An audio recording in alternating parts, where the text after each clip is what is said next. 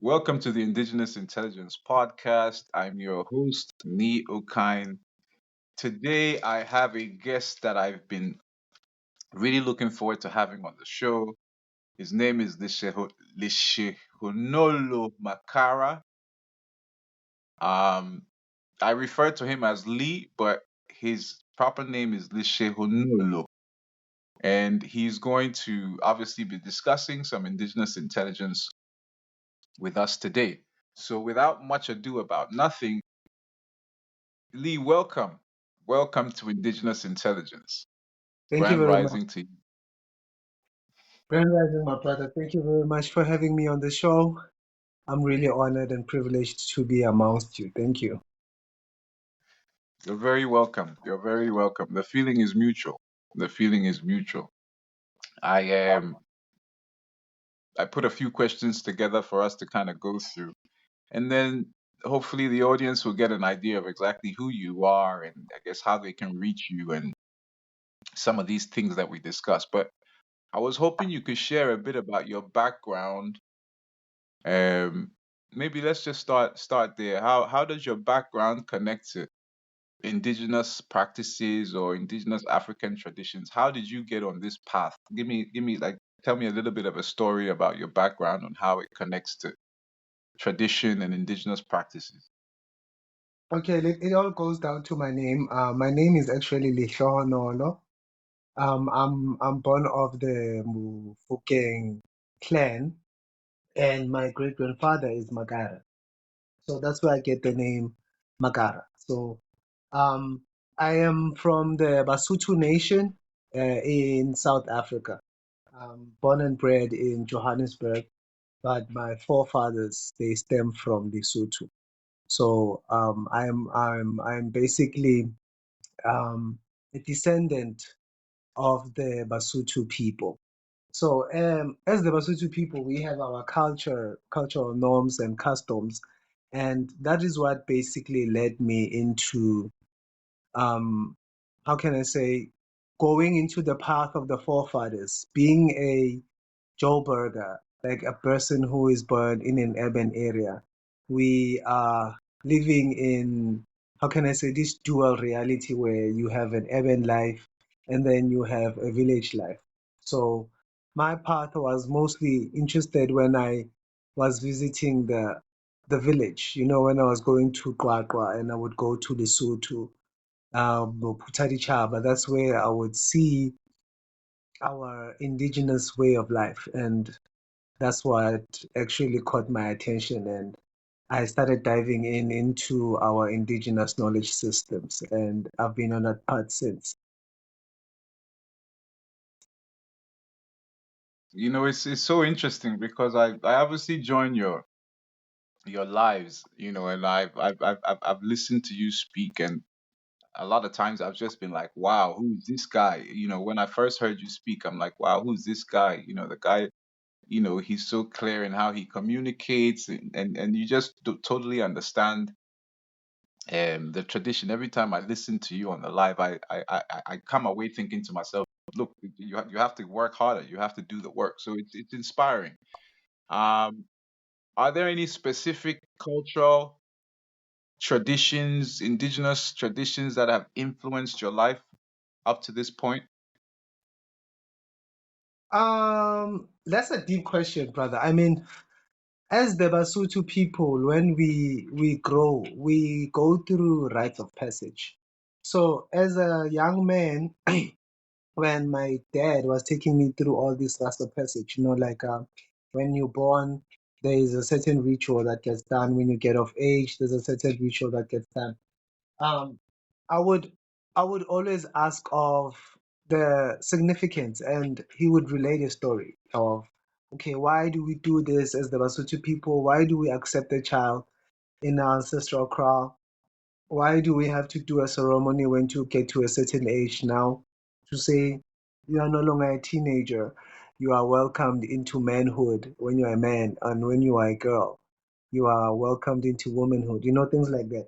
So when I started understanding that and how it connects to our society, it was quite astonishing. And obviously, I was also looking into societal ills that we have as a person who is living in an urban area, trying to reinforce and fortify our ancestral knowledge systems and checking them versus modern day living. And you would see that our ancestral ways was far much more superior than the modern way of life, and that was such an astonishing point, an oh moment for me when I started seeing that. And it still is even today, because the more I learn about our ancestral ways, the more I see how our ancestors were actually very superior in knowledge systems.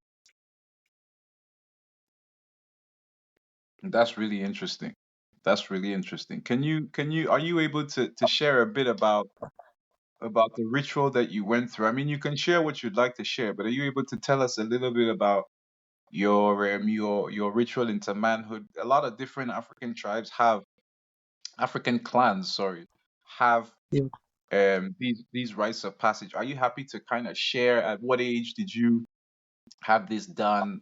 I mean, share what you can with the audience. Well, I can't really share the nuances of what goes on in the ceremony, but yeah, you go through it. There's people that go through it, and there are those that don't, you know, um, for different reasons. I don't know if you've been able to follow some of the stories with regards to the the unaliving of some of the initiates, right?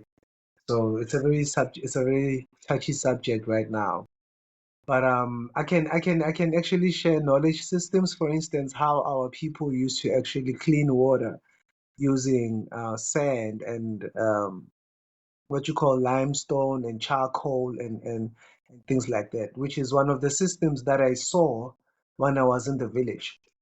It's a cold water cleaning system.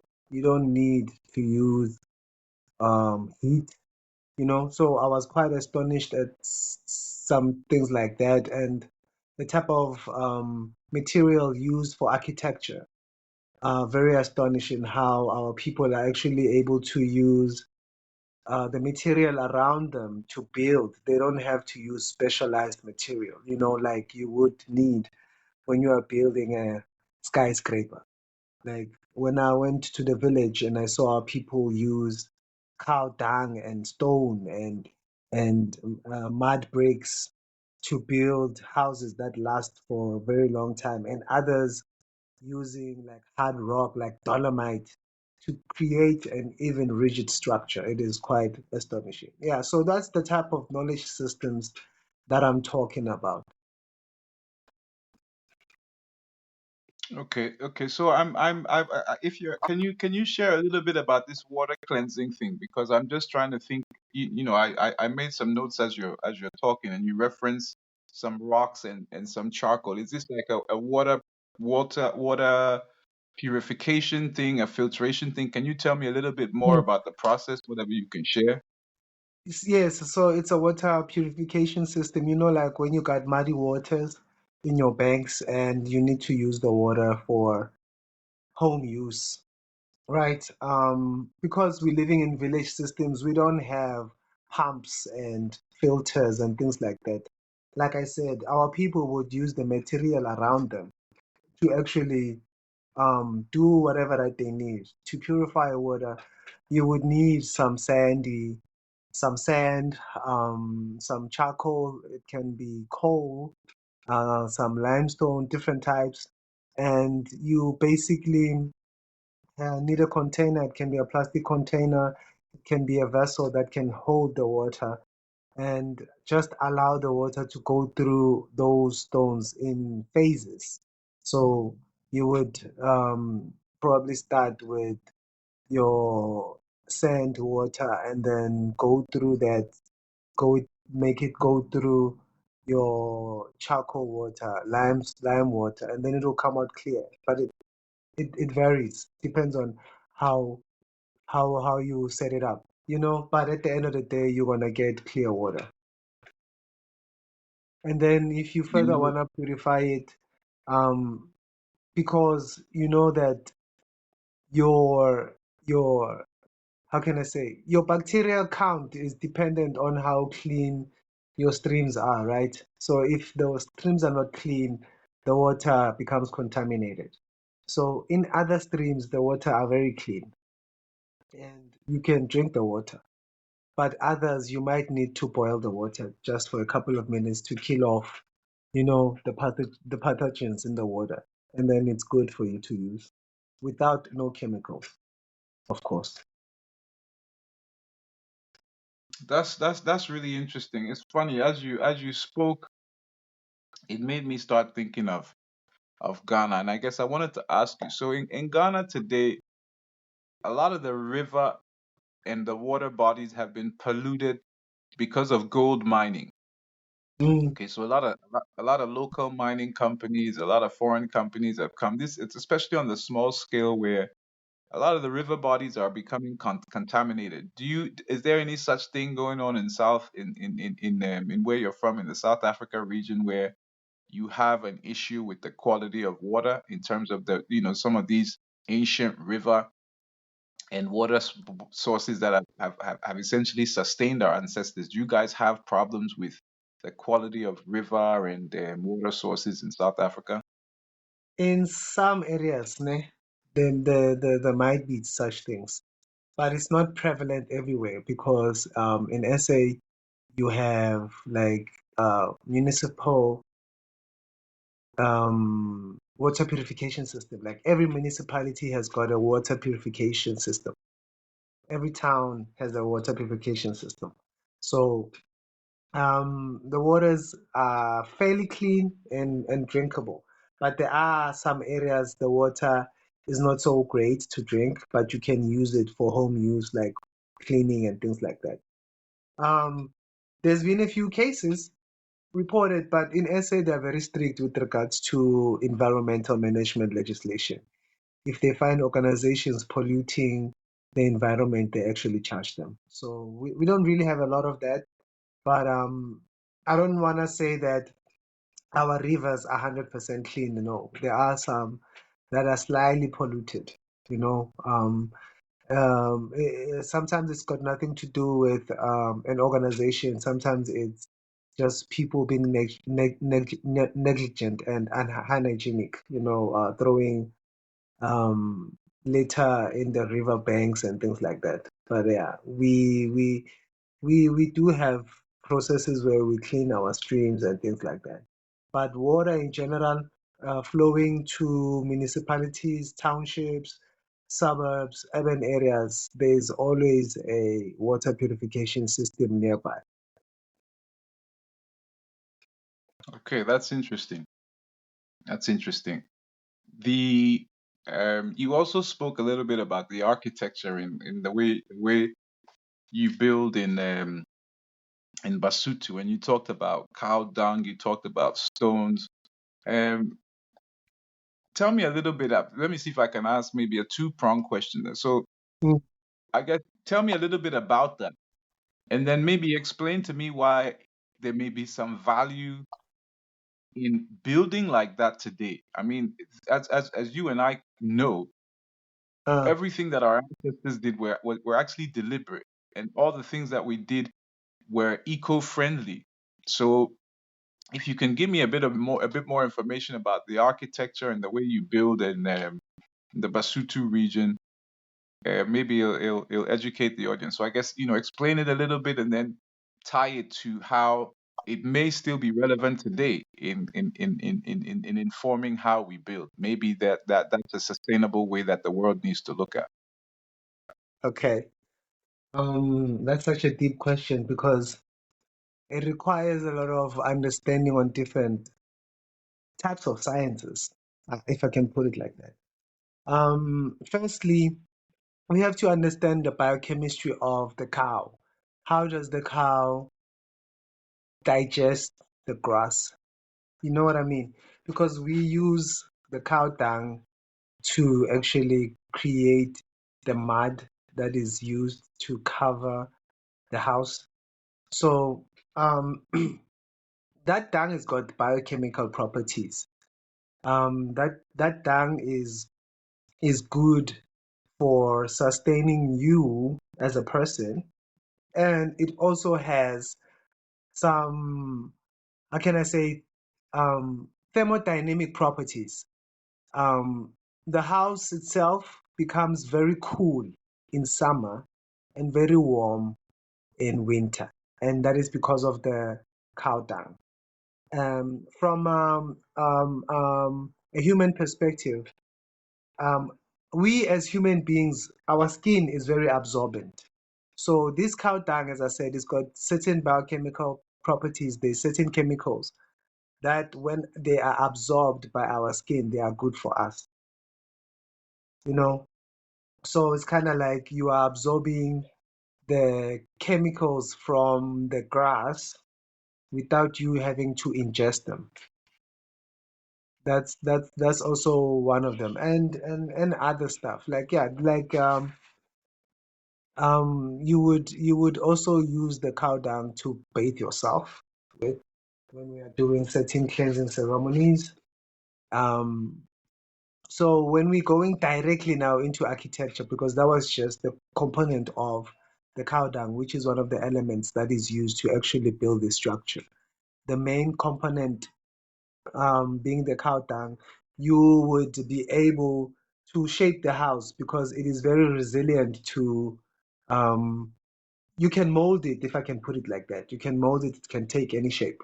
So we are able to just use it because it's out there. The Basotho are people that are known to have lots of cows. So it's kind of like an already synthesized element by the cow. So yeah, we use that because of its properties, its biochemical properties, and the benefits that we get from the cow dung. That's interesting. I think I may have found maybe somewhere in Nigeria where they also build with build with cow dung. I've seen it in Kenya. I've seen a number of different African tribes also build with cow dung. Okay, so I really want to use this opportunity to um to kind of dispel some of the misconceptions, because I mean, you know the reality for African people like us who we have to coexist between our traditions and the modern world. So you'll have someone who say, but why are you building with cow Uh, shit? So I mean, you talked about some of the properties. If you can kind of help to dispel some of the misconceptions about, I mean, you talked about the fact that it cools in the summertime and the fact that it warms in the wintertime. But do you have any information to kind of talk more about the benefits of building with cow dung? Is there any more insight that you can share about the reason why you would build with cow dung? I think it would go a long way to help dispel some of these misconceptions about why certain groups of Africans do things. Can you talk about what happened? Maybe do you know what happened before you guys started doing this? Can you trace that? But just maybe spend a little bit of time just to try and dispel some of these misconceptions about why you build with dung, with cow dung. it all starts with the Basotho being people that actually understand the connection of nature, right? And the importance of this cow. This cow in the Basotho tradition is seen as wealth, and not just wealth, but is seen as a man's ability to able to sustain and multiply his wealth, right? So it starts with the relation with the cow. And the mere fact that our ancestors were able to understand the biochemistry is astonishing in itself. Because for me to actually go deep into the biochemistry, it might be um, pointless for other people, but you would need to understand that for you to break down the carbohydrates or the grass, you need certain types of enzymes. And me and you, as humans, we don't have the same enzymes as the cow. The cow has got certain types of enzymes that are able to break the same grass that me and you eat into very finer particles, right? So that's the first thing that they understood, and they understood how beneficial that dung is, okay? And now to get to a point where you are able to use it, experiment with it, and be able to find out that it actually has thermodynamic properties was also genius. So when you have lived in such a house, you will see that, for instance, if you are in places like Kwakwa, Kwakwa is a very mountainous region, it's high, and in winter times it's very cold.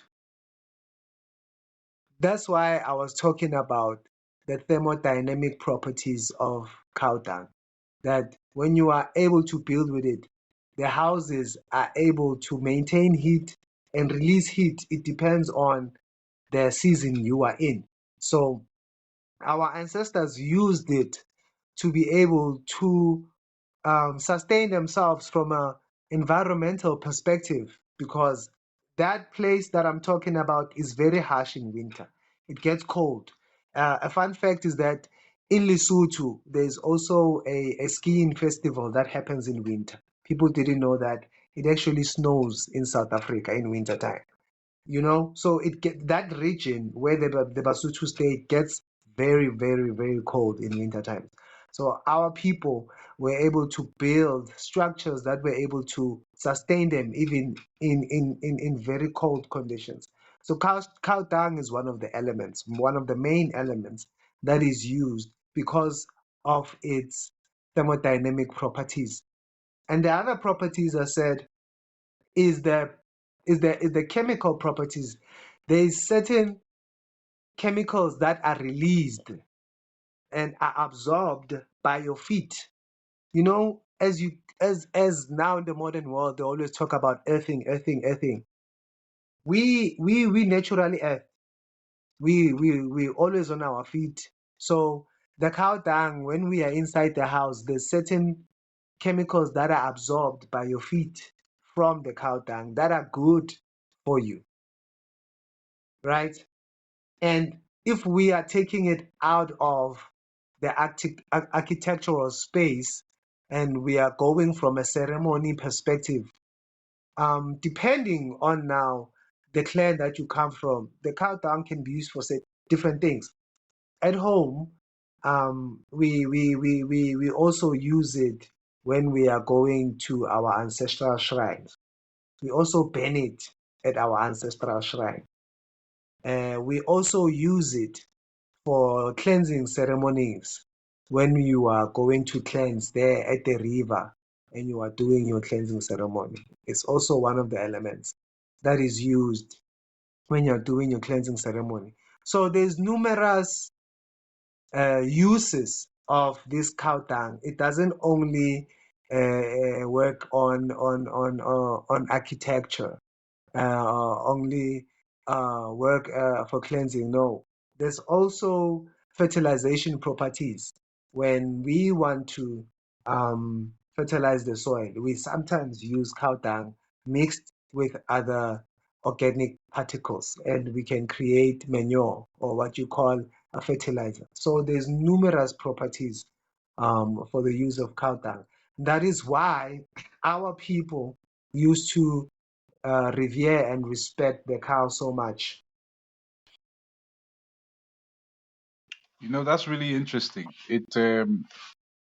When I listen to you, I kind of think about the resourcefulness of our people, of African people, and it just speaks to how resourceful we were and how all of us were able to make the best out of the environments in which we lived by using everything that we use. As you reference, the cow, some people would look at the value of a cow and basically equate that to how much meat. They'll go and weigh the cow and say, listen, this cow weighs this, and that.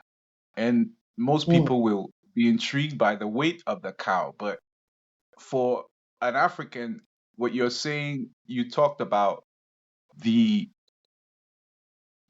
correlation to wealth with cows. You talked about the dung and using the dung to build houses and the properties and like everything.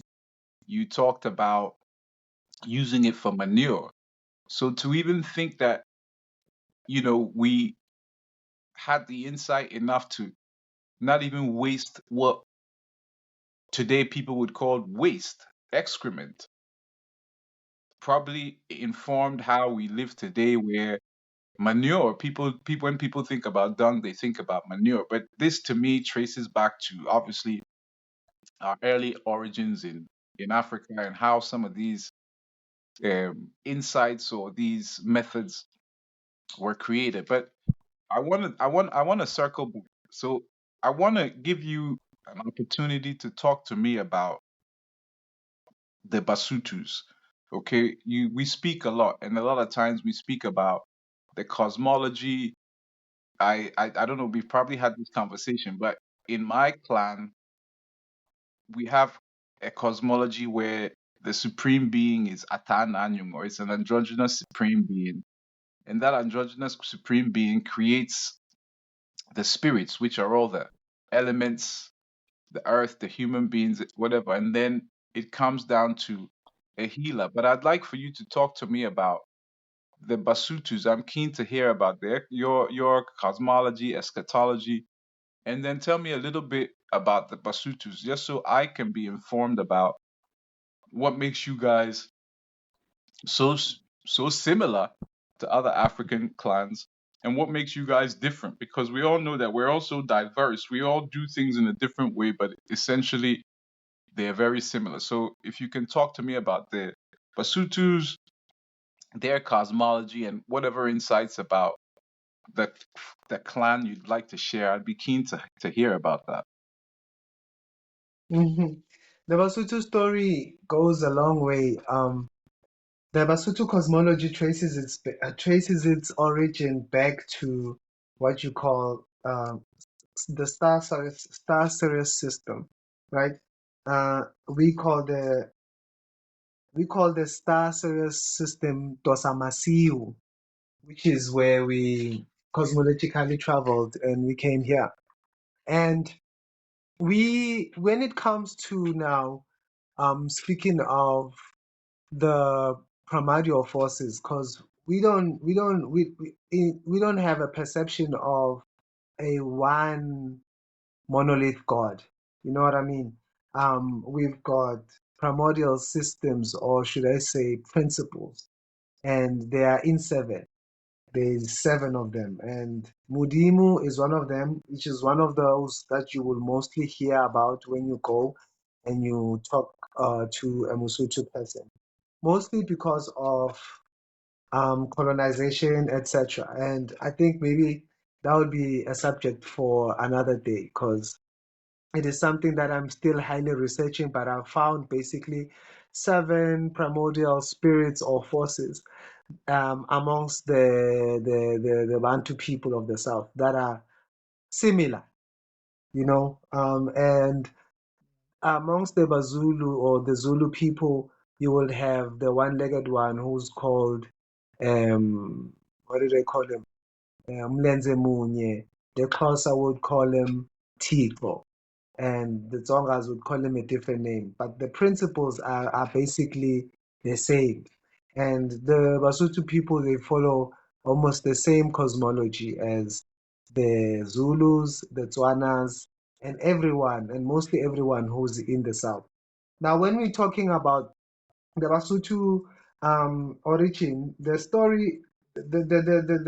story also goes into being a little bit mythological because of how Mzungu likes to put our stories, but we go as far as speaking of Matieng, who actually gave birth to the first few ancestors of the Basotho people. Now, these people are also interconnected with the Batswana that are currently staying in Botswana. but we were all over this land. I wouldn't primarily say we were just in the south. You know, um, if I would give you the lineage of the Basotho, it is quite long. We would now just talk of like maybe our latest ancestors that actually had a greater impact. For instance, if you would go under the Bapedi people, which are cousins to the Basotho, they would talk of Tabane. When you talk of the Basotho people, you would talk of Mokoena, who is now birthed under the Basotho clan. And when you start looking into the ancestry of the Basotho people, it's quite long because we actually have a lot of clans, I would say a lot of nations. When you start looking into our genealogy, when our our genealogy, like for instance, when I'm talking about my line and I'm talking about Bafokeng in itself is a nation. There's a lot of Bafokeng people in South Africa. Mofokeng was also known as one of the leaders that actually spearheaded the formation of the Basotho people. And we are talking about um, now in the early 900s when we were starting to also rebuild here in the south. So we have been around this plane as different clans, obviously living, migrating, coming back. I wouldn't even say migration because when we look into how our people used to live, we lived based on seasons. There's a certain point I would travel from, let's say Lesotho, and I go stay in Namibia because it's greener that side, and I would come back this side. That's how our people lived in general, you know. Um, my people are highly mathematical people. Our language in itself is kind of like mathematics. Well, you'll have to speak Sesotho for you to be able to understand like some of the things that I'm talking about. Um, what I mean by that, I can give you an example of how we calculate um, when we're gonna have a good season or not. We basically look at the stars. You know, we know that during this time, a certain star would rise or would come and we'd see it, and then we would know that it is the right time for you to start planting.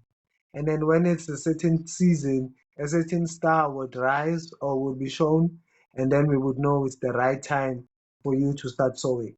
So we would basically we calculate, you know, and even in our language, when we say "nngwe, pedi, tharo," or when we greet in our language, it's kind of like um, what they call triangulation, where you are locating someone in space.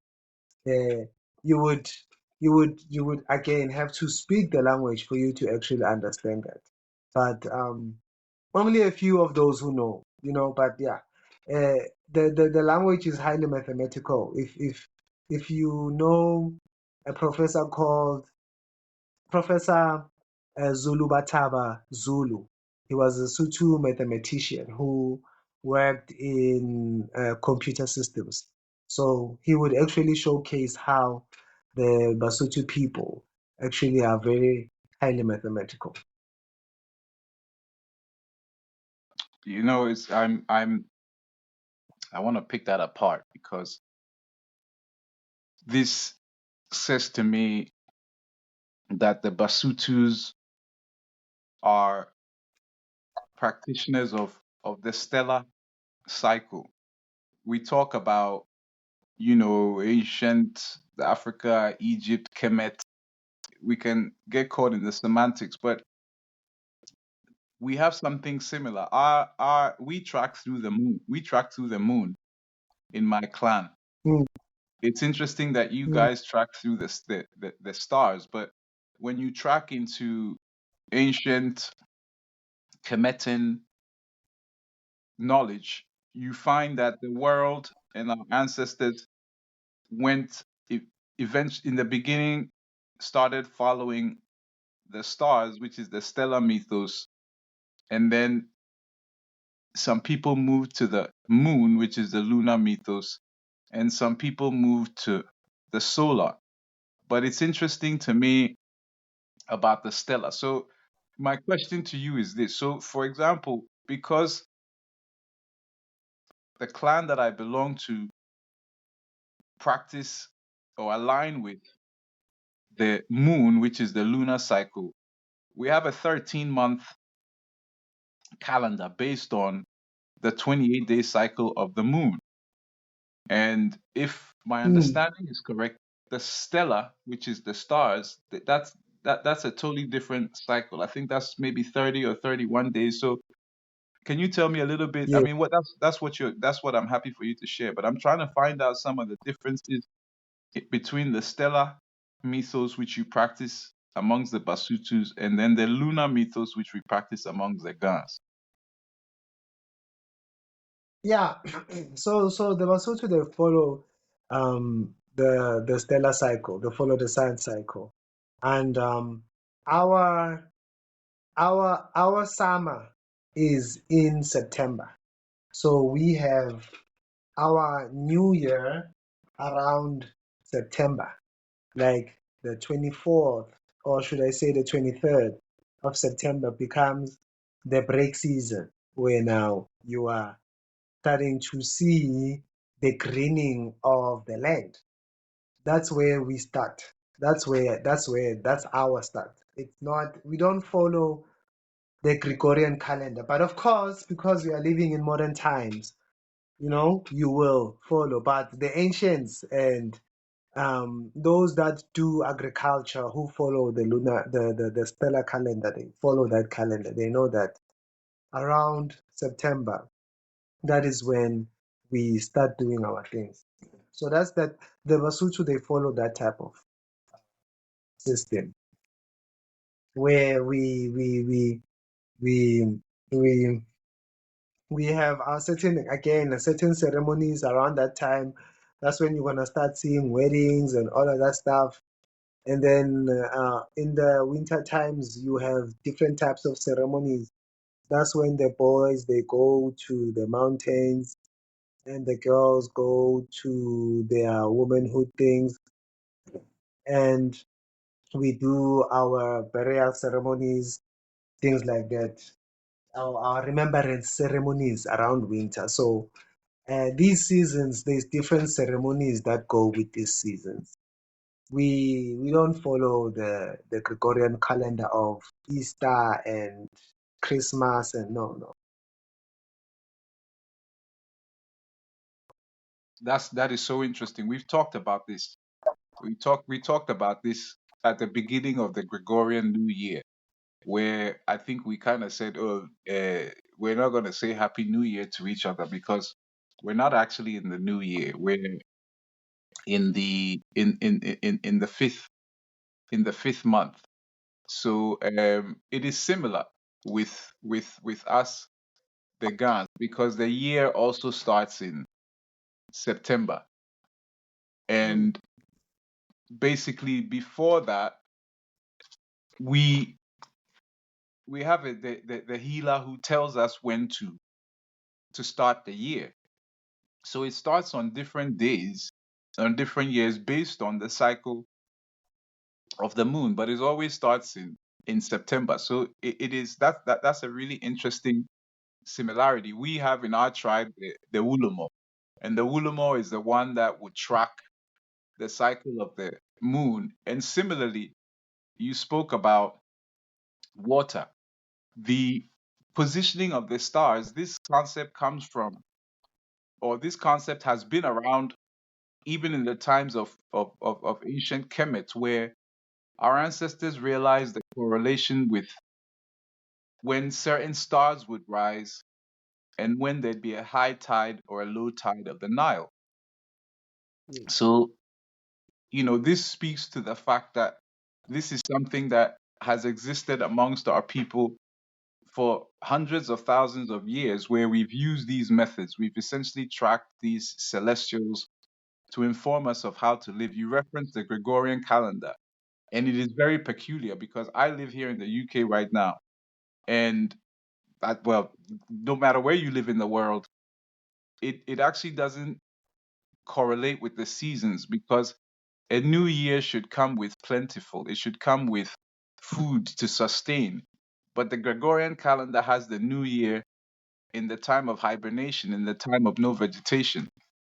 And I think I'm saying that because it kind of highlights to me the importance of aligning with the natural cycle of the climate rather than creating a calendar that is just based on whatever concept the Gregorian calendar speaks about. But that's really interesting. That's really interesting. That's something that is quite of interest to me in understanding how each of us interpret time and how we use these stars, the sun or the moon. Okay, so here's what I want to know now. How do you reconcile your traditions with modern life? How do you balance embracing your culture and the demands of modern life? We all have to live with that. So I'm kind of speaking to you as a Basotho man. How do you Mm. balance that? How do you balance living in sync with your ancestry and your spirituality and your culture with modern life today? You can give me some examples, but I'm keen to hear that. I think the audience would love to hear that because I think a lot of people struggle reconciling this ancestral knowledge with modern life. Our modern life is designed to almost essentially take us away from that. We don't stop to observe. We don't stop to give thanks. We don't, you know what I mean? We're always on this paper chase. We're trying to get this money. So how do you balance those two things? Mm. It's a very interesting question. I mean, on my side, I'm just living life the way I think my ancestors is permissible, you know? I mean, modern day life is very convenient, if I can put it like that. The convenience of living life very fast, running around, but it means nothing. Um, on my side, I just have, I don't even want to say it's a routine. I don't have a routine. Like when it's time for me to go speak to my people, I've got a place where I go speak to my people, whether I'm at home or I'm very far away from home. It's a lifestyle. It's how I have positioned my mind, and I am programming my mind into embracing my ancestral ways. Um, yes, it is very challenging because there's so many adversities on our path, especially when you start seeing how anti our way the system is. Like we can talk about water and talk about the fluoride in the water and how it's not good for your pineal gland. We can talk about, there's just so many things, but I see that when you are aligned, you are able to actually evade those or that toxic lifestyle. You are able to install filters in your house to have clean water. You are able to buy more fruits than snacks. You are able to have your own time, and it's time for you to go speak to your ancestors or do a certain ceremony. You can do that. You are not really confined to living the Western lifestyle. It's also about how you mentally prepare yourself, and are you aware of your ancestral ways? You know, so many of the lessons I learned them through my father, I learned them through society, I learned them through certain mentors.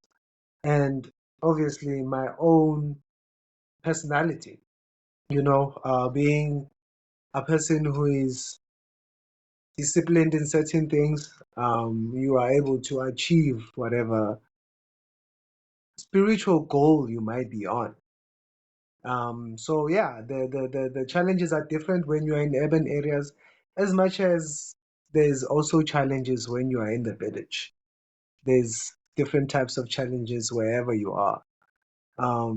In the village, the the challenge might be you might have to go and get water from the water stream, which is probably 5 kilometers away, but it's worth the exercise. You are able to connect more with nature than you are in an urban area. Yeah, so it's about positioning yourself. You can still be connected to your ancestral ways, even if you are living in the heart of London or New York. You might not you might not be able to do all of the rituals, but yeah, I'm sure you can bend some. I don't know what you call it in your language, but in our language, impepo, or you can have your shrine anywhere and connect to your people. Okay, that's very interesting. I wanna pick apart well, let's talk about the shrines first. I did a post the other day, right? And I said that in my clan, we don't necessarily worship shrines. Mm, We have a reverence. A shrine, a lot of the shrines within my clan are shrines to remember and to pay reverence to our ancestors. I'm mm. keen to understand how you interpret shrines as a Basotho person. What is it? What is the relationship with the shrine? Is it similar? Do you worship? I've seen certain groups like, okay, so for example, like I'll reference mine because I know that some ancestors are have this spiritual insight, or they ascend to being angels, or emissaries is what Uh, it's been described as. They're emissaries. They're like a conduit between um, the creator and us. How do you interpret shrines as a Basotho man? What do you understand as a shrine for your people? okay, so in my language, a shrine is called musamo, right? And musamo is where your connection is with your ancestors, and the connection to the all, right? We in our cosmology, in our understanding of reality, we see our those that have passed as being close to the all. I don't want to say God, the all, right? You know what I mean? And we if we have to ask, we ask. If we have to command, we command where it's necessary, right? So we, if I can say, we use that as like our internet to connect to the universe. So your msamo is like your computer, and as you are talking, you are typing and saying, asking or commanding that I need or I want ABC, you know? So there is a certain way that is done, and there's a certain way you speak to our ancestors, there's a certain rhythm you follow, etc., etc. But yeah, that is how Umsamo is actually perceived as the Basotho people. It's that sacred place where you go connect to your ancestors and you ask what you have to ask. And that is also the place that you would do your offerings. If you have done a certain type of ceremony, you would have to go to Msamo to go do your offering. So it doesn't have to be an animal. No, not all the time. Sometimes it's fruits. Sometimes it's traditional beer. You know. Yeah. Sometimes it's coins, silver coins. Sometimes it depends on how you also feel your connection with your ancestors. It's not specific that it has to be this, because different clans can use different types of offerings, but most they would have some sort of that type of setup.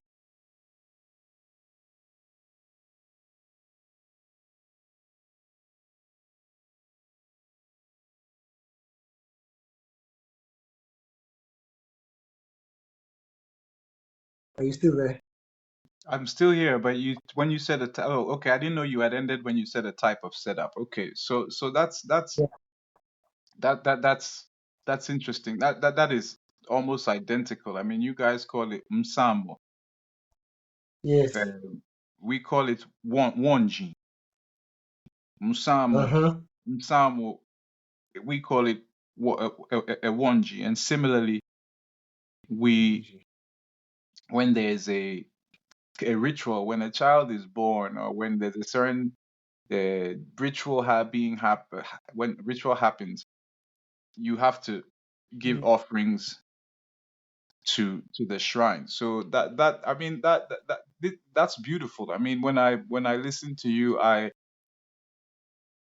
can imagine maybe some people in the audience would maybe will dispel some of these misconceptions about these shrines and how they're interpreted.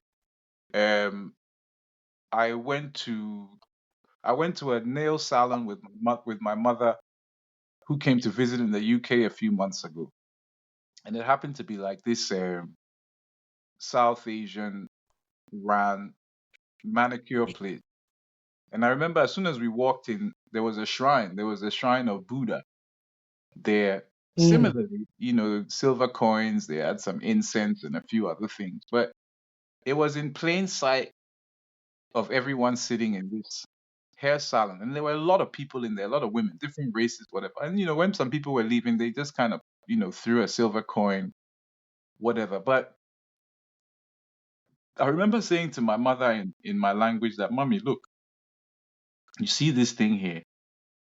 If if a Basotho man or a Ga man living in the UK or woman had a business, a Basotho woman had a business doing nails here in the UK, and she had a shrine in her shop, do you think people would go to the shrine? If Do you think if an African person of African culture and tradition had a shrine? I'm trying to I'm trying to create this parallel in that maybe I'm Mm. leading to the fact that when Far Easterners or when an Indian or when some other group of people have a shrine, people usually don't have a problem with it.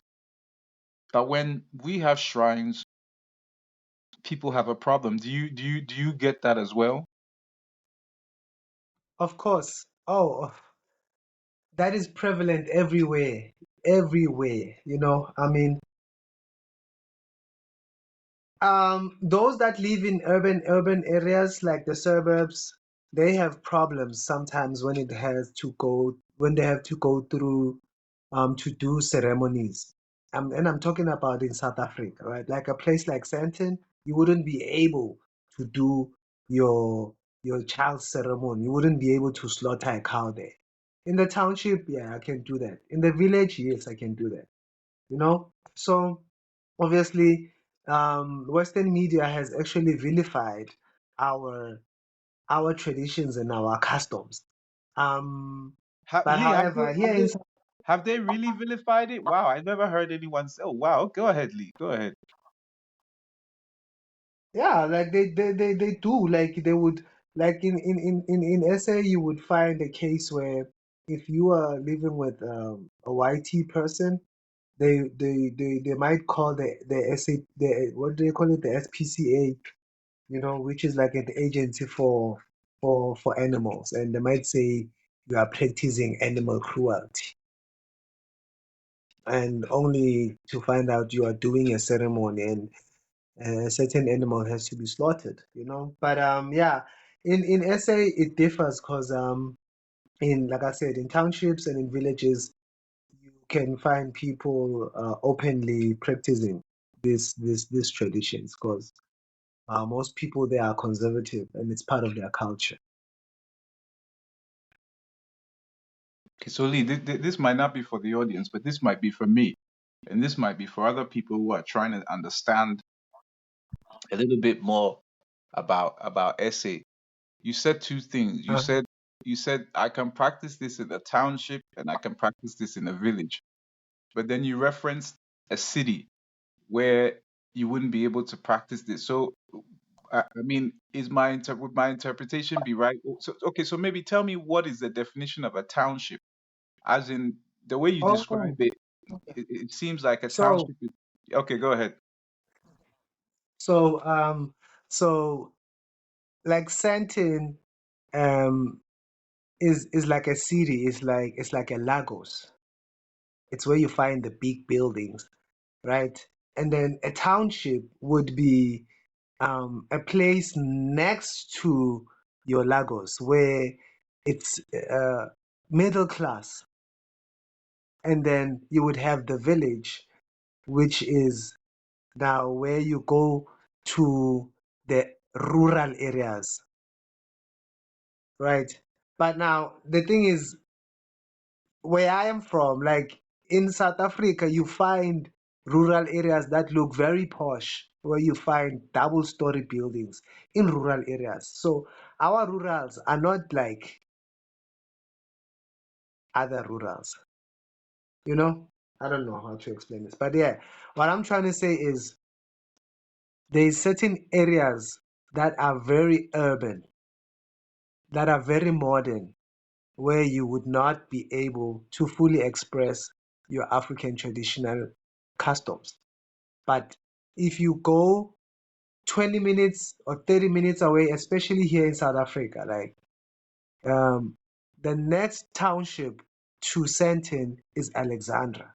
And in Alexandra, you would find someone slaughtering a cow or sheep or goat. That's what I'm trying to say. It's just how South Africa is structured. You've got middle class living next to rich people, and the space between is not really that huge. Interesting. Yes. Interesting. And I think I mean we have like certain areas where they're supposed to be rural, but modern people have gone to build there and they've built these wonderful places, and there's more modern people who are moving there. So you go into rural areas now where when you see the architecture and you see the sizes of the houses, you'd be like, wow. But amongst them are, traditional practitioners. So Uh, that's interesting. Thanks for sharing. Let me move to my next question. So I watched the movie Shaka Zulu, the popular version of Shaka Zulu. I don't know which version, but I watched this in like the 80s. And me, I'm a 70s child. So anyway, but yeah. in the movie, Shaka goes on an expansion or an expedition, whatever you want to call it, to conquer. I guess the movie describes what he did as conquering smaller tribes to form what is the Zulu people. And I've heard you speak about the Zulus and then the Khoisan. I was on your live where you said, listen, the Khoisan is actually a Eurocentric description of a group of other people, a group of individual people, in which we started on and we came to the Kwe. So Yes. talk to me a little bit. Okay, you know what, let's do the Zulus first and help me and the audience understand what it means to be a Zulu, because it seems like the name Zulu represents, yes, there are common threads, but different groups of people who have come under one banner. So can you speak to the Zulu question first, and then from there we'll go into the Khoisan? Yeah. So the Zulu nation, how can I say, it's a new nation. By that I mean it's like a new dynasty, right? And as you put it, there was a time where uh, Mlilwane, who is Shaka, wanted to create or take over some of the other clans. And that was done through some of the um, quarrels they had amongst their heads, like the main houses. So not every person that was under the Zulu kingdom was particularly Zulu by blood, if you understand what I mean. They had to convert along the way. And same applies to the Basotho people. It's the same thing. These heads were basically fortifying their rulership amongst the people.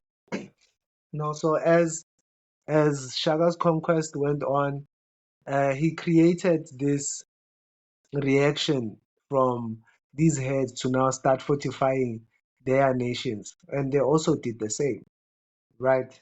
So I don't even want to say it was a contest. It was actually creating bigger nations, if I can put it like that, under one rulership. That's what was happening.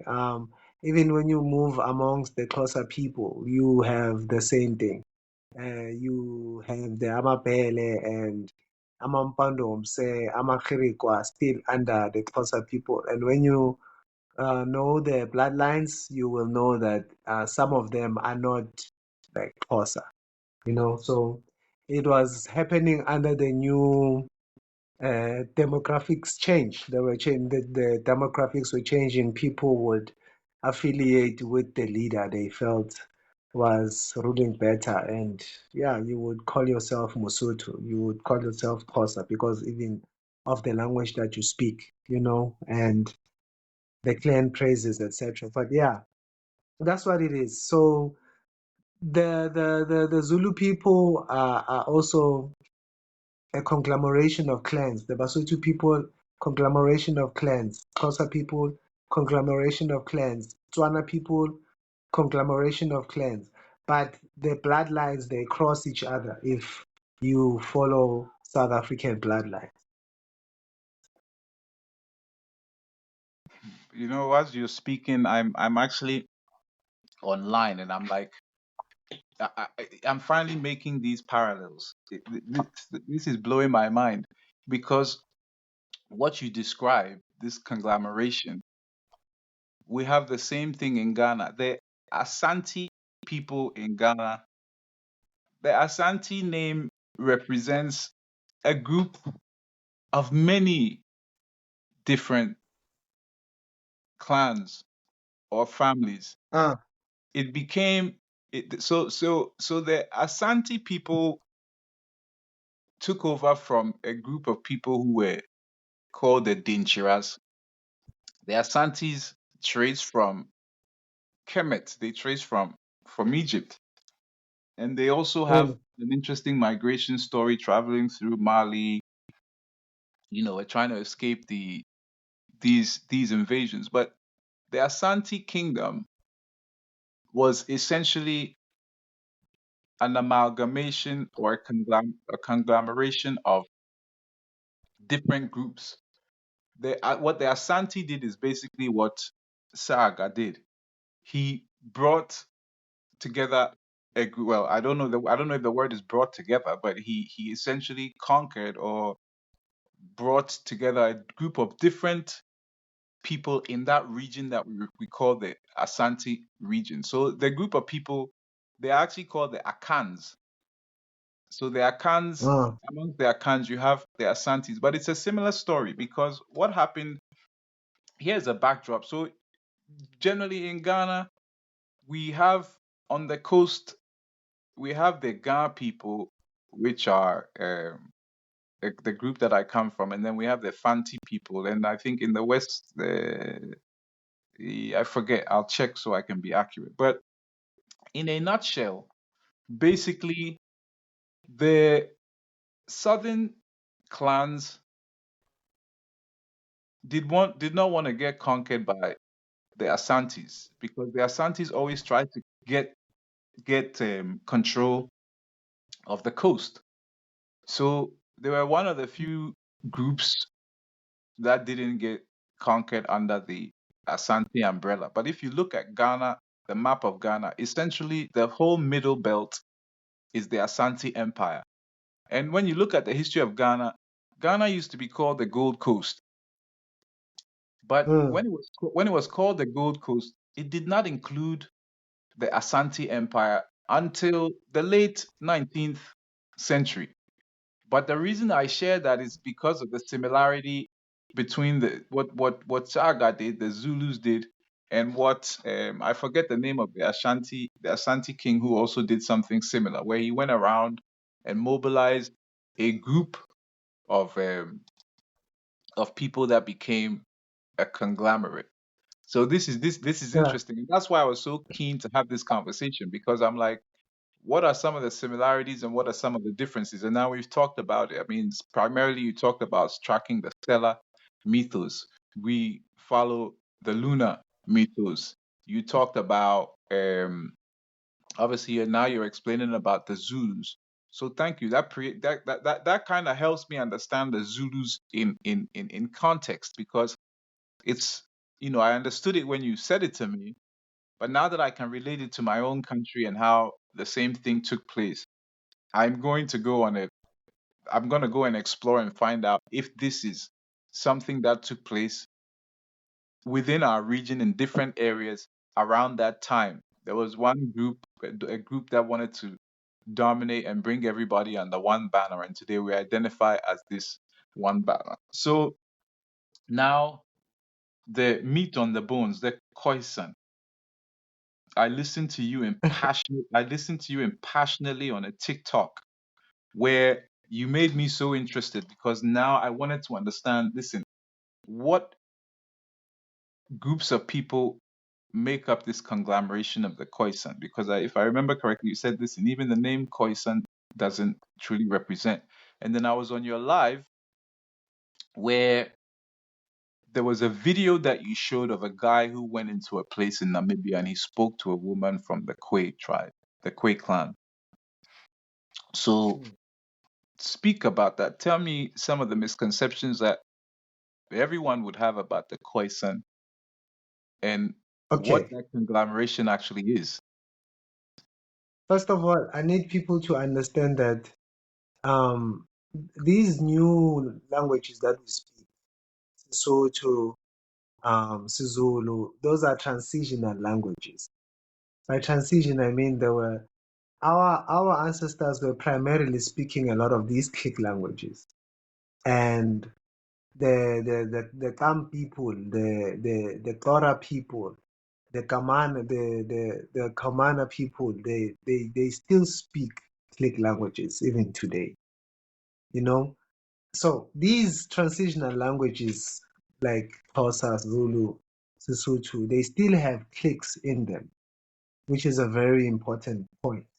You know, most of these transitional languages have got three clicks, and these languages, that the old languages, they have from 4 to 7 clicks, even others.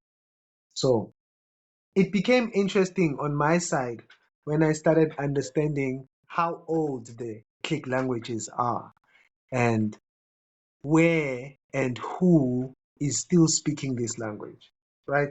And then I started going into the historical names of the people themselves. before the white settlers got in. And before then, there was no term called Khoisan. Before 1400s, there was no term called Khoisan. Our people were not called Khoisan. Our people were called Barolong. Our people were called Baputing. Different names, but there was no Khoisan. So that's when I started understanding that the actual word was Khwe, when I got it from the people. Like, oh, okay, now I understand, because even in the South African coat of arms, it does say that the coat of arms is written in Khwe. And then I started going in deep and finding who the Khwe people are. And you find out that when they say South African native, San, they are speaking about the Khwe, but they are hiding it. Because the word Khoi is actually a term that is a misnomer by the Westerners trying to describe some of the people they saw here on the land, right? So as we are intermingling, they are seeing the difference in phenotypes between the people. But because they are not the people, they don't understand the language, they start naming them. And that's where they come up with these terms now. That's where they come up with Khoisan to try and coin the people that speak click languages. They go and they meet the Ngunis, people like the Xhosas and the Zulus. They hear the clicks are different here, and then they separate them and they call them, these are the Ngunis, the Bantu people, not understanding that they are all Kwe. You see, and the dominance now at the time is the people that are speaking three clicks, and whom the Westerners have termed Bantu, because they hear us saying Singabantu, so they don't understand. So because of now this Western ideology, they are pushing this sense that the Khoisan, whom they don't actually know, are the original people, not understanding that everyone who is here is actually the original people of the land. There are certain people that came with sheep and we can identify them, but they are trying to hide the Khwe thing so that people don't get the connection that whenever they are saying San, South African natives, those are the people they are talking about. Those are the Khwe. And the Khwe have always been here. The Zulus have always been here. They never migrated as they would like to push it. So the Khwe, they don't really have a voice on the internet. Only a few Khwe people actually speak about what we are talking about right now, because they are existing and they don't really care what's going on. So when we get online and we hear people following Western ideology, and not being intellectually honest, it's what actually drove me to actually start looking deep into it. And I started seeing how the system is actually even trying to get rid of the click languages. When we have to look into South Africa, we were even are forced to speak foreign languages like Afrikaans and English. And we had to forget our click languages. We had to forget our home languages. So, yeah, it's such things that actually made me start driving and looking deep into it. And what I found is actually astonishing, very astonishing how it actually changed my perception of the history of South Africa. You know, um, I understood very well that we've always been here, but when we started adding the queer complex, wow, like I'm starting to see South Africa very different than how we had lots of kingdoms here. we had a lot of kingdoms that people wanted us to forget about. Yeah. That is so interesting. That's interesting. When you say so, I mean, do the Basutus fall under any of these conglomerations, the Zulu or the so-called or the Kwe? Let's call them the Kwe. Do the Basutus fall under any of these conglomerations, or they are a totally independent group of people? You know, when you look at South Africa geographically, like the geography of South Africa, you will understand that these people used to intermingle. Zulu, Sotho, we used to intermarry, and the Kwe were amongst us when we started looking, or let me say when the demarcation started.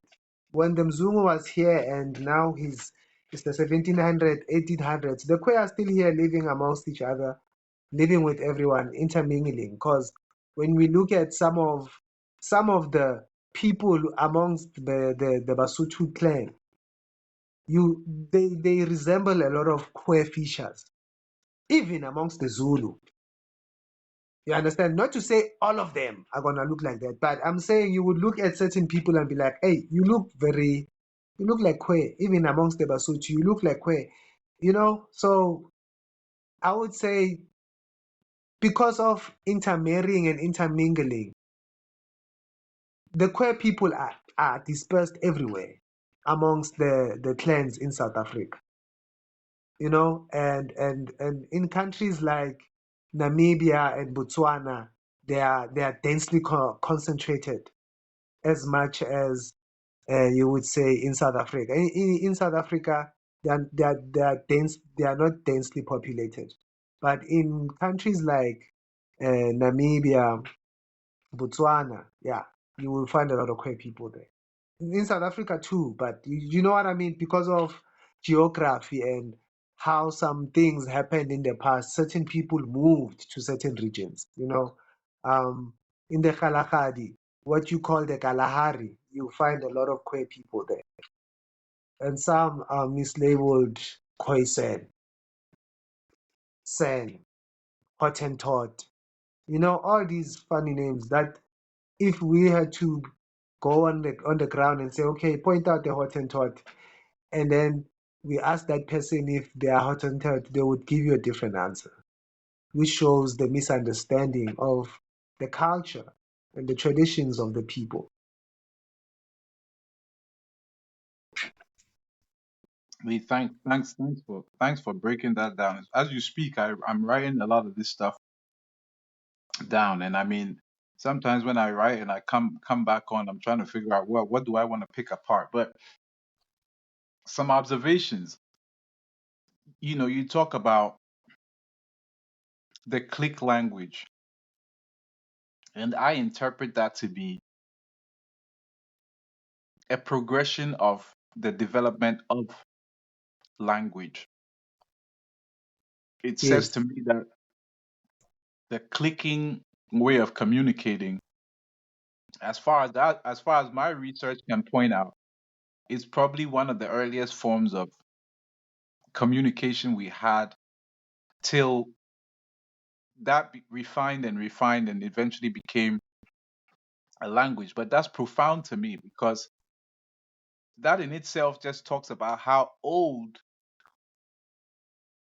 the Khoi people are and the people of that South African region are. Just the fact that you still have vestiges of this language can tell me, or I can conclude that based on what I know about how language has progressed, that this is arguably probably one of the oldest languages or forms of communication we have as a people.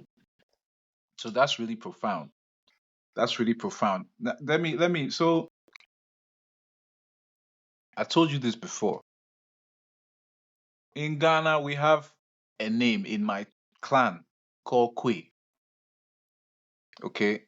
We have a Mm, name called Kwe, mm. and it's spelled Kwei. All right. And in my clan, if you are the third born son, your name is Kwe. So it's a name given to the third born son. And I don't know if it means something totally different, but does Kwe represent anything? Does it mean anything? I'm just trying to, I'm trying to see if there's any correlation, phonetically or etym etymologically, if there's such a word. But what is the meaning of Kwe? Is there a meaning to Kwe? Yeah. Queer means a people, a people, you know. So whenever you hear us say kwe, or whenever you hear people say umuntu ngumuntu ngabantu, that's what they are saying. It's a philosophy. And kwe means the people. Wow, interesting, interesting. Okay, But yeah, you know what I said about that. There's people that can actually explain it much better than me because they speak the language. But in a philosophical sense, that's what it means. So yeah, there's brothers that speak the language. I don't speak the language, but I know it exists, and I have people in my midst who speak the language fluently and know the customs and traditions. okay, okay. That's fair. I mean, we're alike. It's a journey, isn't it? Some people are further along than others, and some people are behind. So what you're sharing is still valuable because you know I'm starting to understand it myself. So yes, we might not understand it fully, but we're all trying to explore. So um, this is interesting. This is really mind blowing. I wanna talk about spirituality a little bit, and I think I'll ask the Mm, question directly. So in life, we go through things, you know, profound experiences happen, paradigm shifts. Can you talk to me about a time where you were going through something? You might have been in a tough situation, and um, your ancestral knowledge helped you to navigate this. As in, have you been through some type of crisis, some type of challenge where you sought the direction of your ancestors?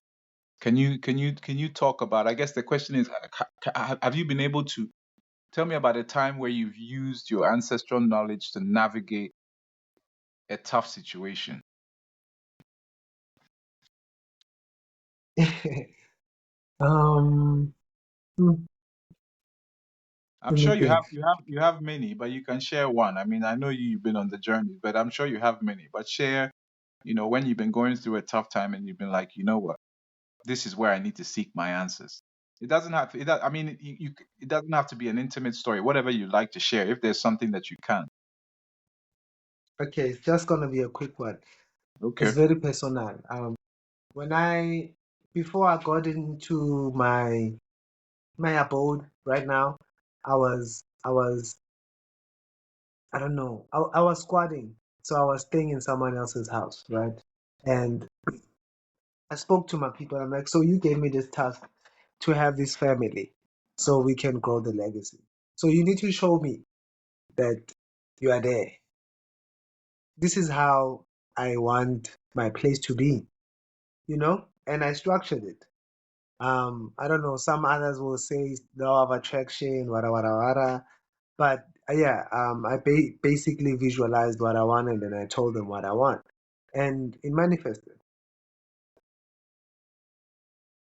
That's perfect. That's perfect. We don't even have to get into the details, but I want that to hopefully inspire some listener to also know that, listen, we can call on our ancestors and have them guide us. Because if we're walking the true path, they will open up the path, they'll open up the way. So that's a really great example. Thank you for sharing that. We're going to pivot a little bit now. So I want to understand the role of women among the Basotho. I want to Can you kind of explore the say that again? divine. I want to explore the role of women amongst the Basutus. As in, what is the role of? I'm Mm. looking at gender roles, and I'm just basically trying to relate that to. But I'm not trying. I'm just trying to get some insight into what is the position of a Basutu woman. We have all this talk now about divine feminine energy. Well, we've known that, but about woman being the creator of life and Mother Nature. And a lot of African people, we have an affiliation with women being very integral in our society. So I want to, what is your, what is the position of a Basutu woman traditionally? I mean, yes, a lot of us have moved away from that, but I'm trying to see if you can share some insight into the divine feminine energy and the roles of women in Basutu culture and tradition. Absolutely. Yeah, women are held in high esteem, you know. I mean, there's no family without a Masutu woman who understands her customs. The traditions are held by women in the house, you know. As much as we are living in a modern era, the woman in South African society in general is held in high regard, you know. Uh, there's so many factors. The woman runs the house. You know, if you want a house to fully function, you need to have a woman. So in Basotho culture, the woman is the organizer of the house. She runs the daily things of the house. She manages everything. The father is there to ensure there is safety in the house. The mother is there to give warmth in the house. You know, so with that saying a lot of things, women in the Basotho society are held in very high regard.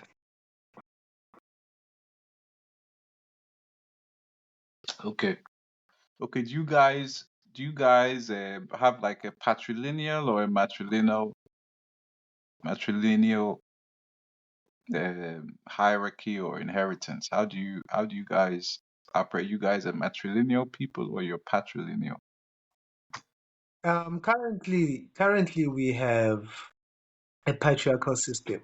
Obviously, we've been influenced by um, Western ideology and things like that, you know. But the reigning king of of the Basotho has a wife, and they are reigning in unison.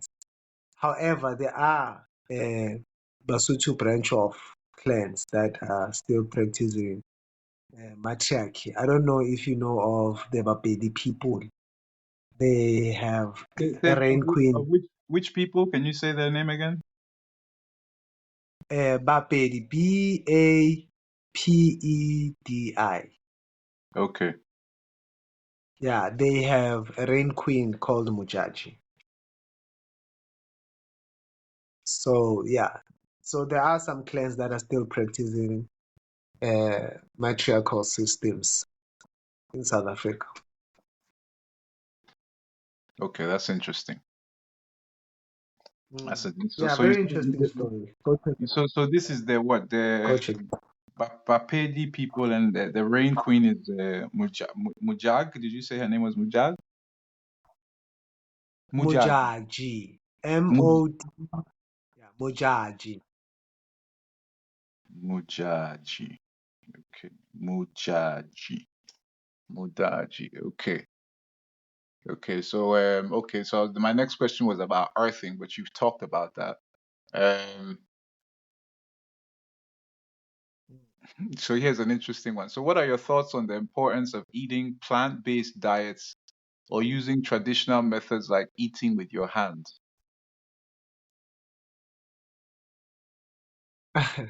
Um, I think it's a personal choice, you know. Like if you don't wanna eat meat, don't eat meat. But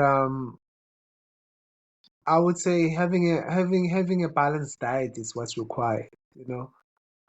There's a lot of great plants out there, and they are very good for your system, you know. Um, but yeah, I'm pro plant life. I actually do enjoy eating a lot of plant foods and things like that.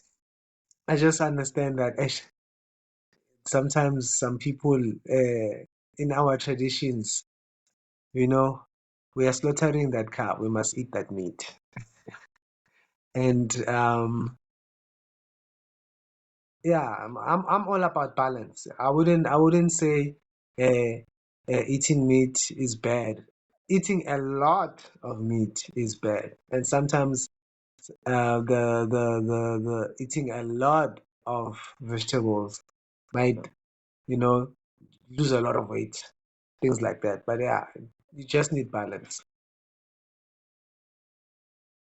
Agreed. Agreed. I fundamentally agree. I think, well, with the exceptions of certain other groups that I know that um I don't know if it's accurate to say, but I've said this to you before. I grew up in Kenya, and in Kenya, as a West African, when I went to Kenya, there was like nyama choma, nyama. That's what we call it in Swahili, and I just thought that they consume a lot of meat in Kenya. Um, Mm. has that always been traditionally? I mean, there are similarities. I'm not saying it's the same in South Africa, but have these groups always consumed this amount of meat, or is my perception wrong? Is my perception wrong to think that, for example, a group like the Maasais must consume a lot of meat in comparison to maybe other groups that consume less meat and eat a more vegetable based, plant based diet, and then mix it at times with meat. Um, I think that is also influenced by time when I look at things, you know. I mean, when I was growing up, I I had a lot of vegetables like um spinach, cabbage, uh sorghum, you know, like mommy would mix, wabo, because meat was expensive. But even when we go to the village, we don't slaughter every day. We would have a lot of vegetable based meals, you know, pap here, or um what we call mabele, which is sorghum pap, with moroho, which is spinach, cabbage, carrots, whatever, you know, other variety of vegetables that you would want to cook. So the meat we have sometimes when there's ceremonies, uh, someone is getting married, you know, there's a ceremony of a boy, a girl, or whatever ceremony. Yeah. Not that if I have so many cows, now I must slaughter just to have meat. Nah, that's not how it happens. Yeah, that makes sense. That makes sense. I think the perception is that because you may own cows, or you may come from a group of people that own cows, that means that because they own cows, they eat cow meat every day. And I think that might be a misconception, because I've seen many groups of people on the continent who have faced droughts and they own herds, but the last thing they think to do is to eat the head. I mean, they only would eat it if they're totally in the worst possible way. But I've seen groups of people who have been reluctant to eat their livestock because that's not their way. You know, they may own a lot of livestock, but like you said, it doesn't mean you kill a cow and eat cow meat every day. The So I think, cow is worth more alive than dead. wow, that's profoundly that's profound. That is profound. Yeah, That's profound what you just said. That is fire. The cow is worth more alive than when it is dead. yes. And if you understand, um, like imagine if you are into farming and you've got 10,000 bulls, what you can do with 10,000 bulls. You don't need a lot of tractors, if you know what I mean. Yeah. The cows are going to fertilize that soil with their dung, and they will be digging the ground, and you know what I mean. And you are also working, you're having a relationship with the cow. It's working for you, you're working for it, you know. So that's how we used to do agriculture, not this modern way of tilling the ground with metal and all of that nonsense. Wow. Wow. Interesting. A cow is worth more alive than dead. That's profound to me. That's profound to me. The where I'm coming to the last couple of questions. So talk to me about wellness. Okay. What are some of the practices in your culture that inform wellness, as in um you know spending time outdoors? What are some traditional or cultural practices that help you be healthy? You talked about the plant-based, primarily the plant-based, and you talked about it being balanced, but what else do you do to stay well that's rooted in your tradition, which can be your mental health, your physical health, your spiritual health? You talked about grounding. And I think that's very profound because when we started talking, you talked about grounding and, when you build with the mud, the dung, you know what I mean? So, what other wellness practices can you share with us that will help us be well? You know, well, it also depends on how young or old the person is. So, like our people normally would work like naturally, you would have to make your, I don't know if you guys have like powder starch, like starch. We call it bap. Um, but in different cultures they use a different material. In the West, they would use some sort of a potato-like, and it becomes something you can use to eat protein with, you know. So for us to be able to get to that point where you get that final product, you have to grind this maize using stones. That's an exercise. Our You would have to remember when I was talking about the fetching of the water from the river.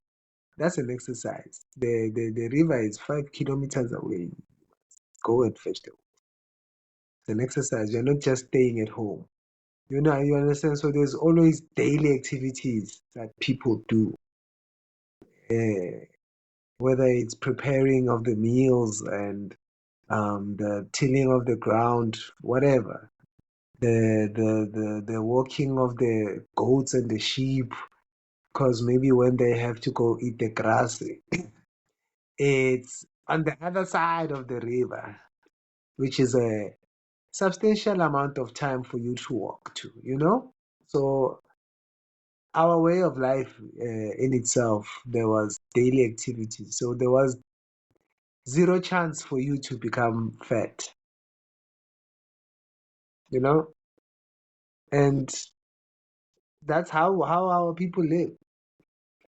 That's how they still live today. You know, it's interesting. It's always interesting, isn't it? I've kind of started to think a lot about Africans and root vegetables. And you kind of have touched on that. In West Africa, we have cocoa yams, we have cassava, we have Mm. yams, and I've seen even um I don't know if even Kalahari desert men find these root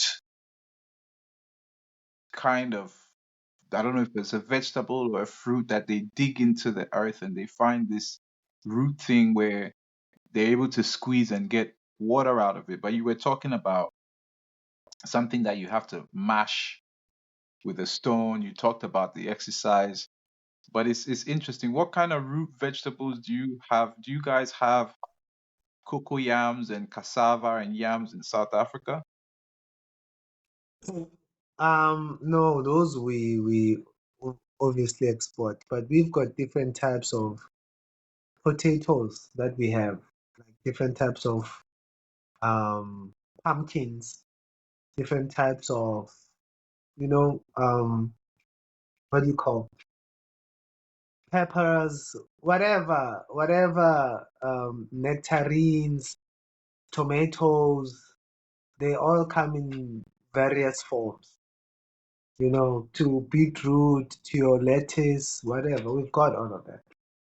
Um, but yeah, like the staple foods of most homes in South Africa is mostly vegetable. Like I said, economically, meat is expensive. A lot of people will eat that starch-based um, meal with two or three vegetables. It can be cabbage mixed with potatoes and beans or whatever style. Can be spinach uh, with anything else, carrots mixed with whatever. But it's gonna be a 3 to 4 vegetable meal. Interesting. Interesting. Okay, so last couple of questions. So, what's one piece of indigenous wisdom you think everyone should know and everyone should practice? What advice, based on your knowledge around your culture and your tradition, and obviously so many others in South Africa, I want you to share a bit of advice about one thing. Give me one piece of advice that you think everyone should practice. Okay, that's a very that's a very good question. Thank you. Um, I would say introducing your kids to your ancestral kraal. That's my best advice. You know, a lot of our people, especially even here in SA, when I it is going as far as even having commercialized shows that showcase how our people have been disconnected. Um, People have left their homes for 30 years. People don't know their fathers. People don't know their mothers. Like the ancestral crowd is a mess. So when we have our kids, please let's introduce them to our ancestors so that they can also get protected out there. The relationship does not matter. The kids must know their ancestors, and the ancestors must know their grandkids. I think that's one important ritual all of us have to do.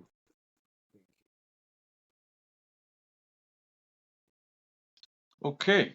Okay, so my last question as we wrap up. So, um, where can any listener learn more about your work around ancestral knowledge? Where if someone out there is listening and they're like, oh, I want to get in touch with this show, no, where would I, where would they be able Um, to find you? you can find me on TikTok. I'm mostly on TikTok.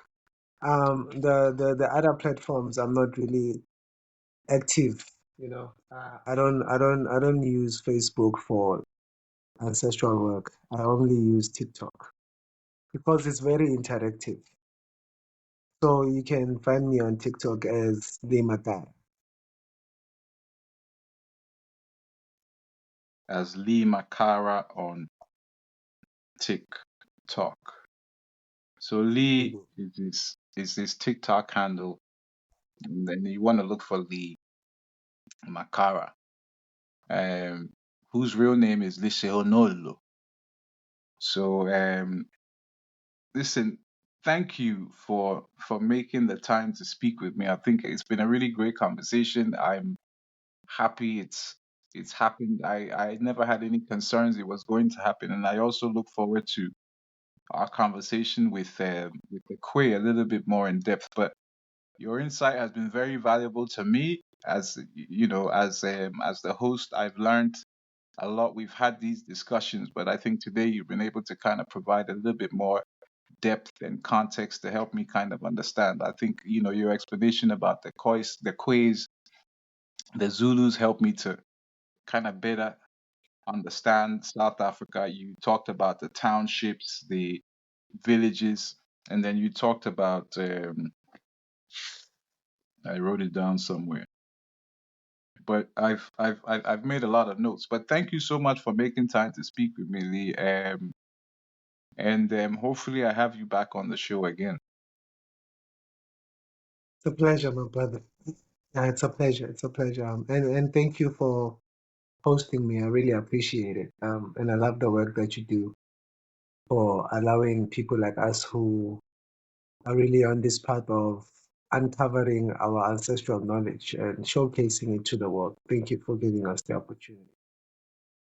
Listen, we do the same work, so in whatever way I can compliment you, I appreciate it. I'm also very blessed to have you, Lee. So thank you. We'll talk again.